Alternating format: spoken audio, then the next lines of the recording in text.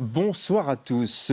La nuit du 25 novembre 1120, la Blanche Nef appareilla de Normandie à destination de l'Angleterre avec un grand nombre de nobles à bord. Ce navire était un des fleurons de la marine d'alors, mais il sombra brusquement au large des côtes normandes. Il n'y eut qu'un seul survivant. L'unique fils légitime du roi Henri Ier d'Angleterre périt dans le naufrage, laissant ainsi le souverain sans héritier. L'Angleterre s'enfonça alors dans une période de chaos connue sous le nom de l'anarchie. Ainsi commence Les Piliers de la Terre de Ken Follett, mise en bande dessinée par Steven Dupré et au scénario Didier Alcante. Il est l'invité de LCR ce soir.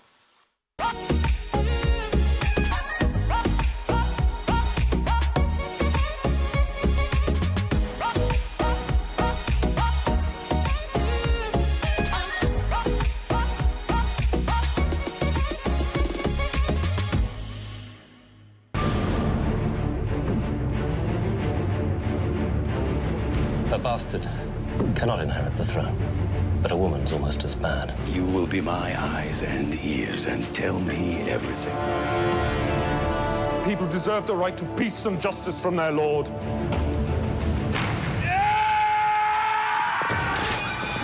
We are betrayed! Does he honestly think we'll spare his son? We need to show the king how devoted this parish is to the building of our new cathedral. The cathedral is our compass to God, and that's why I must build one. We will finish this church while peace still reigns. I made an oath to my father that I would do everything to help Richard gain his title. You're the artist. I dreamt Of what? Aliena. Voilà, extrait de la série Les Piliers de la Terre. Ça commence un peu à dater tout doucement. Bonsoir Didier. Bonsoir. Quand on est ravi de vous avoir. Série pour Les Piliers de la Terre de Ken Follett. Jeux vidéo aussi, je crois. Même comédie musicale. J'ai lu ça dans le petit texte introductif. Il était partout. Les Piliers de la Terre étaient partout en fait. Sont partout. Oui, c'est un roman qui est sorti en 1989. Il a été adapté en série télé, en jeu plateau, en jeu vidéo, en comédie musicale en Norvège et en Suède, comme vous dites. En dessin animé aussi, je crois. Enfin, j'ai cru Dessin voir animé, un extrait de... Non, c'est le jeu vidéo. Ah, ça. c'est le jeu vidéo, oui, c'est le d'accord. jeu vidéo. Ils ont réussi à le mettre sur YouTube. Ouais. Et maintenant en BD. Et maintenant en BD. Ça n'a pas été facile, ceci dit, parce qu'il y a eu plusieurs tentatives qui ont échoué pour faire accepter à Ken Follett, ce sacré Ken Follett, Oui, dans tous les sens du terme, une bande dessinée. Voilà, donc le roman est sorti il y a longtemps, en 1989. Voilà. Il a eu un immense succès puisqu'il s'est vendu à 30 millions d'exemplaires, je pense, traduit dans plein de langues.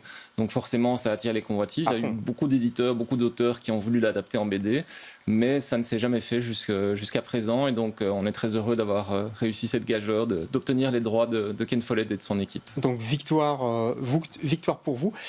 Vous l'aviez lu il y a longtemps, ce livre, vous l'avez dévoré, vous avez dévoré tous les tomes. Voilà. À ce moment-là, vous pensiez déjà en faire une bande dessinée ou pas ? Non, parce qu'à l'époque, je l'ai lu en 1998. À l'époque, je n'étais pas encore scénariste BD, donc voilà. Mais par contre, dès que je l'ai lu, je me suis vraiment dit que ça ferait une super BD, ou en tout cas qu'il fallait adapter ça d'une manière visuelle. Parce que dès la première scène, en fait, c'est très, très, très visuel. On a ce Moyen-Âge, ces châteaux, ces guerres, ces batailles, cette construction de cathédrales gigantesques, etc. Donc, je trouve que c'était vraiment un roman qui était fait pour être mis en image et donc en BD. Avec du danger, parce que Ken Follett accepte, ça c'est génial. Il fait même la préface d'ailleurs, il faut le dire, ce qui est assez rare tout de même. Mais il y a des fans dans le monde entier. Donc là c'était un défi aussi, il ne faut pas les décevoir ces fans. C'est vrai que c'était la pression de ne pas décevoir les fans. J'avais un peu peur de ça, honnêtement, parce que voilà, il y a, comme je l'ai dit, 30 millions de lecteurs, donc il ne faut pas les décevoir. Ils ont tous leur propre idée des Piliers de la Terre. C'est un roman qui les a marqués. Ils se sont attachés énormément aux personnages. Et donc, voilà, j'avais un peu la crainte que les lecteurs fassent un peu la fine bouche en disant « ouais, le roman était quand même mieux, etc. » Je crois que ça va. Voilà, non, en dédicace, en fait, la moitié des gens qui viennent demander une dédicace sont des anciens lecteurs du roman, et l'autre moitié découvre le roman, et on a vraiment des avis unanimes très positifs, que ce soit de ceux qui découvrent le roman à travers la BD ou de ceux justement qui ont lu le roman et qui souvent même vont jusqu'à nous remercier en disant que ça leur a permis de redécouvrir les personnages qu'ils ont tant aimés. En plus court quand même. En plus court, oui, voilà, c'est plus facile. Mais surtout, ce qui nous rend très fiers aussi, c'est qu'on a souvent une comparaison par rapport à la série télé qui est faite, qui a eu beaucoup de moyens. C'est quand même les frères Tony et Ridley Scott qui ont adapté ça. Et souvent, les lecteurs nous disent qu'ils ont préféré notre BD à la série télé. Bah, vous savez quoi, moi aussi. C'est pour ça qu'on a coupé la série au début. De toute façon, on avait une émission à faire, on n'avait pas le temps. On est en Angleterre, en 1123, là, au XIIe siècle. Ça commence par une exécution. Ça va pas trop bien en Angleterre à ce moment-là. Il y a des guerres de religion, en tout cas au niveau de la religion anglicane. Effectivement, il y a ensuite Tom, qui est un bâtisseur de cathédrale, c'est ça? Voilà, un maître bâtisseur. Vous l'avez pris un peu comme fil conducteur, on va dire, au début en tout cas? Oui, au début. Donc c'est vrai que la période est très agitée. D'ailleurs, c'est une période qui est connue historiquement comme l'anarchie. C'est le nom qu'on a donné à cette période. En fait, il y a une famine, il y a un hiver extrêmement rude et surtout, il y a le roi Henri Ier d'Angleterre qui vient de mourir dans d'étranges circonstances. Ça, c'est véridique, c'est historique. Et sans laisser d'héritier légitime. Donc il y a une guerre de succession qui se déclare. Et effectivement, on va suivre plusieurs personnages, dont principalement, en tout cas dans le tome 1, Tom le bâtisseur, qui rêve de construire une cathédrale. Et pas de chance pour lui, cette cathédrale va se retrouver vraiment l'enjeu à la fois du pouvoir au sein de l'Église, mais aussi au sein de la royauté. Et on verra que cette cathédrale, dans le tome 2, vous travaillez déjà sur le tome 2 d'ailleurs, parce qu'il faut y aller, il faut avancer quand même, il y en a 6, aura quelques petits problèmes de stabilité, on va dire comme ça. Alors l'hiver, effectivement, est difficile. Tom perd son épouse. Cette scène est terriblement triste, je trouve terriblement poignante, parce qu'elle accouche, en fait, d'un bébé, un bébé qui est repris par des moines. Vous avez travaillé avec un coloriste aussi, je ne l'ai pas encore cité, je crois, le coloriste. C'est Jean-Paul Fernandez. Oui, Jean-Paul Fernandez.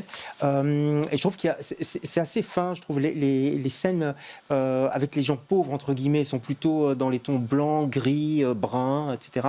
Et puis, il y a les scènes avec les riches sont plus orange, etc. Vous avez un peu joué là-dessus? Parce qu'il faut apporter un plus par rapport au livre de Ken Follett, en fait. Oui, tout à fait. Déjà, on a cherché pas mal de temps pour avoir un bon coloriste. Et puis, on l'a découvert un peu par hasard. J'ai vu des planches passer sur Internet d'une autre BD qu'il avait colorisé, qui se passait également au Moyen-Âge, et je trouvais que ça convenait parfaitement, donc on l'a contacté, il s'est joint à nous. Et c'est vrai que moi j'ai la possibilité d'agrandir les planches sur mon ordinateur, sur mon écran. Il met énormément de détails et je trouve qu'il est très subtil aussi dans son choix des couleurs. Si on voit la couverture, il a fait un léger coucher de soleil qu'on peut deviner au sommet des arbres, qui donne vraiment très bien. Et effectivement, il a joué aussi sur les ambiances, sur ce contraste au Moyen-Âge, mais forcément, il y avait des inégalités sociales gigantesques entre les pauvres, dont Tom et sa famille font partie, et la noblesse et la royauté, etc. Et la religion, et l'Église. Et c'est vrai qu'il y a une scène qui est vraiment très marquante, c'est l'accouchement de la femme de Tom en pleine forêt, en pleine nuit, en plein hiver. Donc vraiment dans des tons froids, glacés. C'est dur. Voilà. Et par rapport à ça, il y a le roi qui est en train de s'empiffrer en même temps. En mangeant du poisson, si je me souviens. Tout à fait. Je la connais par cœur. Alors, vous êtes entouré de pas mal de personnes, dont votre fils qui a fait une maquette 3D. Je crois qu'il est ingénieur, donc la maquette du monastère, du prieuré de Cambridge. Tout le prieuré, oui. Voilà. On la voit là pour l'instant. Ça vous a aidé, ça a aidé le dessinateur en tout cas? Oui, énormément. En fait, le souci, c'est que la cathédrale de Kingsbridge et le prieuré de Kingsbridge, où se passe la majorité de l'histoire, ce sont des lieux fictifs qui n'existent pas. Et donc, pour le dessinateur, c'est évidemment pas facile de représenter quelque chose qui n'existe pas, surtout sous différents angles. Et donc, j'ai demandé à mon fils, qui est ingénieur architecte, de m'aider à construire une maquette 3D sur son ordinateur de tout le prieuré. Je dois dire que je l'ai un peu exploité avec ça, mais voilà, il s'est prêté de bonne volonté. C'est une d'exploitation et ça donne effectivement, ça donne de l'ampleur aussi, je trouve, aux dessinateurs. Je voudrais qu'on parle de la bombe quand même, parce que les gens qui voient votre nom, ils se disent mais Alcante. C'est aussi une autre bande dessinée, plutôt un roman graphique. On va regarder un morceau de la bande-annonce et puis on parle de la bombe juste après. Oui.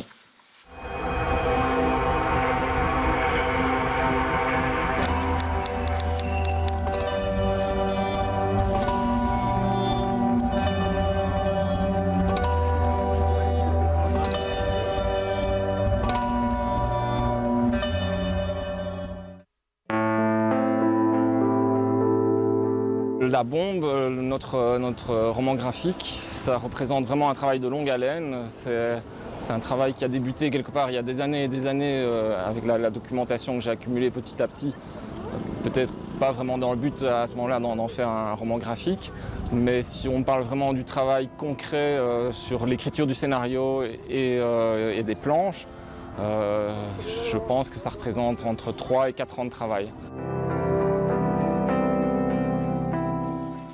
Voilà, La Bombe, pour ceux qui n'ont pas encore lu, foncez. Hein. Foncez vraiment, c'est avec Laurent-Frédéric Bollé, pardon, oui. Et Denis Rodier. Et oui, exactement, au dessin. Là, on est dans du noir et blanc, c'est du roman graphique, c'est quelque chose qui vous tenait à cœur de parler d'Hiroshima, de la bombe? Oui, en fait, c'est une longue histoire, mais pour faire court, j'ai eu l'occasion de visiter le musée d'Hiroshima quand j'avais 11 ans, en 1981. Vous aviez un petit copain Voilà, j'avais un ami japonais qui était venu 1 an en Belgique, puis qui est reparti au Japon, mais on est toujours en contact aujourd'hui. C'était vraiment une amitié très forte. Ouais. Donc j'ai pu aller visiter le Japon avec mes parents en 1981. On a visité le musée de la bombe atomique et ça m'a marqué à vie. Et donc depuis lors, j'ai accumulé une documentation gigantesque sur la bombe atomique. Je me suis rendu compte que l'histoire en elle-même était incroyable, mais qu'en plus de ça, il y avait plein de personnages vraiment fascinants qui gravitaient autour de ça, d'autres histoires secondaires aussi qui gravitaient autour de tout ça, qui étaient passionnantes. Ouais. Donc voilà, c'est ce qui a donné naissance à ce roman. C'est un roman graphique indispensable, je trouve. Les Piliers de la Terre aussi, Les Piliers, on est dans une série. Vous avez plus l'habitude des séries, hein, vous, mais voilà, peut-être que vous allez vous mettre aussi après. Oui, je vais passer de plus en plus au one-shot historique, je pense. Voilà. On a un scoop ici. Allez, à propos de one-shot, je crois que c'était un one-shot aussi, Les Illuminés, ça c'est votre coup de cœur. Oui, tout à fait. Pourquoi? C'est aussi Laurent-Frédéric Bollé? Alors, c'est une BD, un album de Laurent-Frédéric Bollé et de Jean Dittard, qui est paru aux éditions Delcourt. Ça parle de l'amitié entre 3 poètes maudits, donc Rimbaud, Verlaine et un certain Germain Nouveau, qui travaillent ensemble sur un manuscrit qui va donner Les Illuminations, donc un chef-d'œuvre de la poésie française. Et voilà, donc ce sont leurs interactions, c'est extrêmement subtil, ça rend très bien l'ambiance brumeuse, alcoolisée, voire de drogue qu'il prenait à ce moment-là. Et c'est passionnant à lire. Ok, bon, on vous fait confiance pour ça. Vous pouvez. Je crois qu'on peut vous faire confiance en BD, c'est chez Delcourt, vous c'est chez Glénat, là. Oui. Ken Follett, Les Piliers de la Terre, tome 1, les autres vont suivre, vous êtes déjà sur le 2e? On est sur le 2e, il y en aura 6. Il faut penser déjà au 3e, j'imagine. Oui. Ça va vous prendre quelques années quand même. Un par an, donc voilà. Mais c'est que du bonheur, comme on dit, si vous êtes fan de Ken Follett. Et vous aussi, si vous l'êtes, précipitez-vous sur cette bande dessinée qui apporte, je trouve, une autre dimension à ces romans. Merci beaucoup Didier de passer chez nous. On se retrouve nous demain avec d'autres invités. Bonsoir.